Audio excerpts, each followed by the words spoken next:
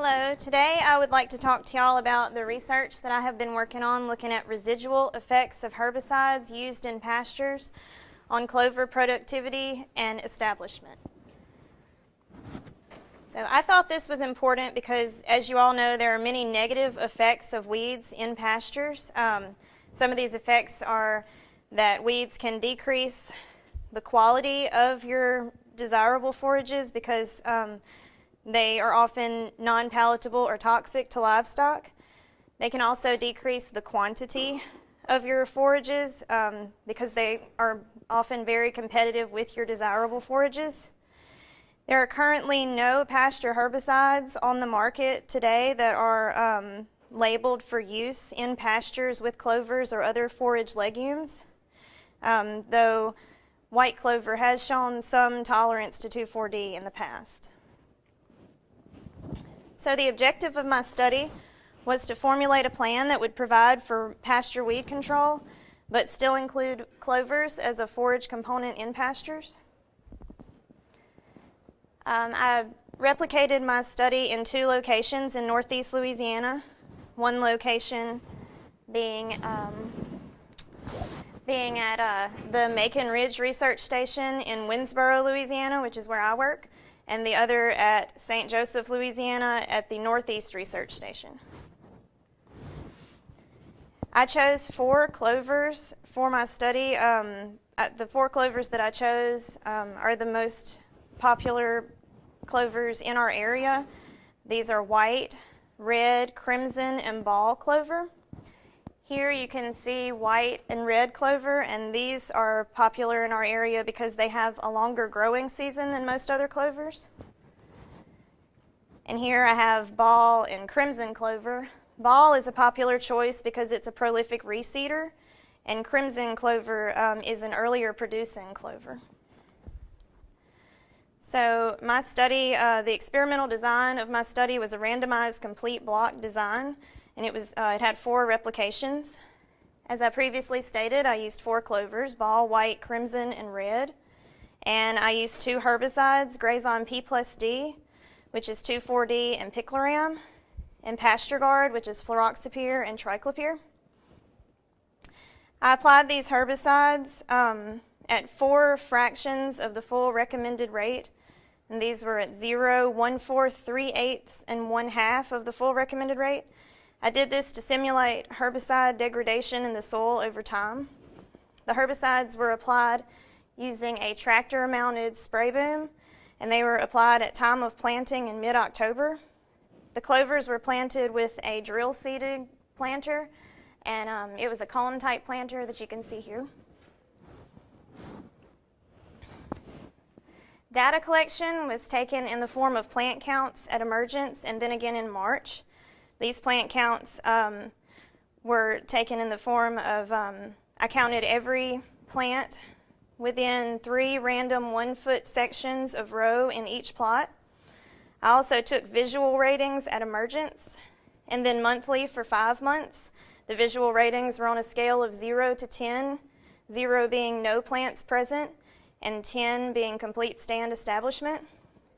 I took clover yield measurements in May using a small plot harvester with a bag attachment, and data was analyzed using PROC mixed of SAS.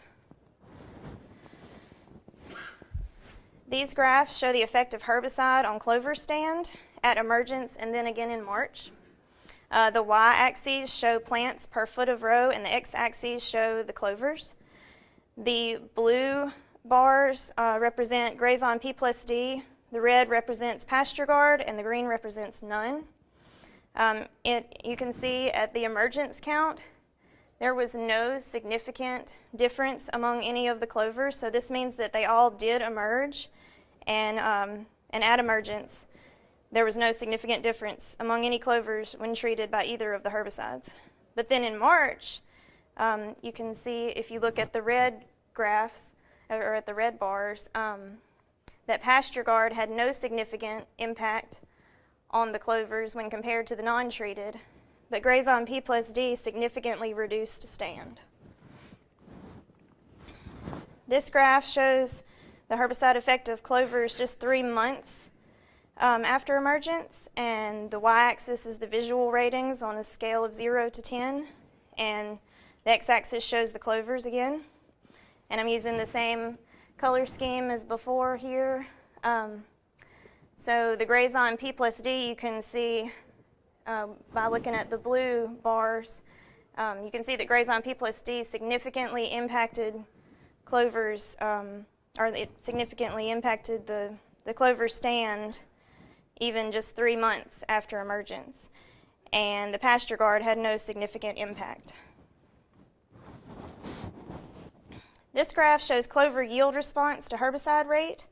The y-axis shows yield in dry matter pounds per acre, and the x-axis shows the fraction of the recommended rate that was used. You can see when comparing the clovers to the non-treated that the crimson, which is represented by the red bars, was not affected at the 2 lower rates, but it was affected at the highest rate. Then white clover was not affected at the lowest rate, but was affected at the 2 higher rates. And ball and red clover, which are represented by the blue and the green bars, were negatively affected at all rates, though ball tended to be more sensitive to the herbicides.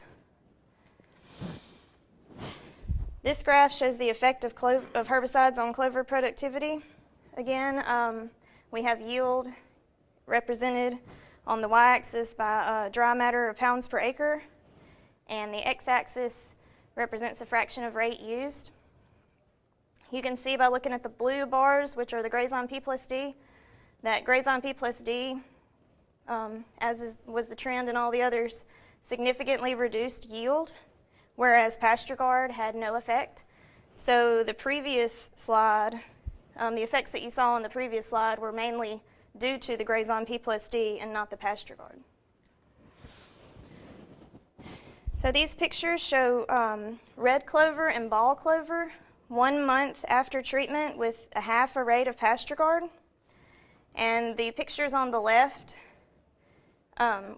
with Pasture Guard and Grazon P plus D. The pictures on the left are red and ball clover treated with Pasture Guard, and the pictures on the right are red and ball clovers treated with Grazon P plus D. So you can see that those treated with Pasture Guard they looked pretty healthy, and the ones treated with Grazon P plus D are showing signs of herbicide injury. My arrows there show some of the twisting and other effects.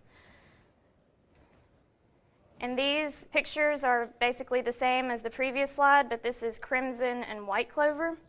On the left, you have crimson clover treated with Pasture Guard, and on the right, crimson and white clover treated with Pasture Guard, and on the right, you have crimson and white clover treated with Grazon P plus D.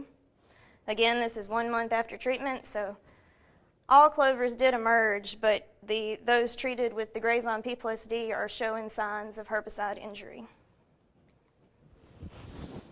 These pictures show crimson, red, white, and ball clover when treated with a half a rate of Grazon P plus D, and this is 7 months, a fourth a rate of Grazon P plus D, sorry.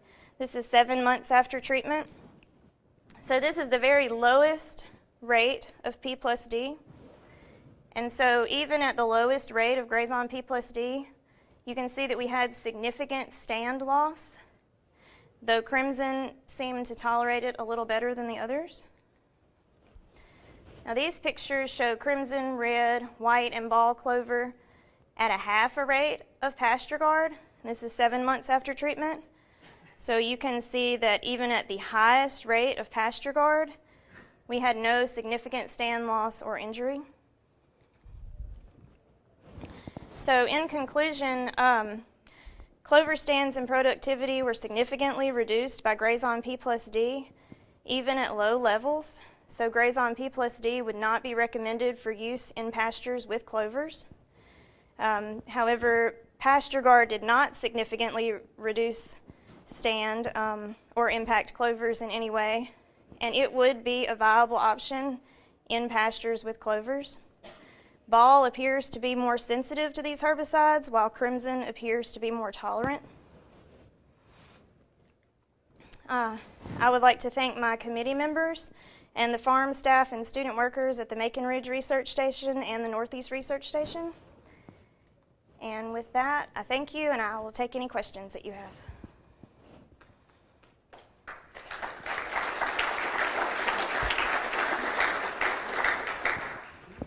What were the active ingredients in the second herbicide that didn't injure the clover?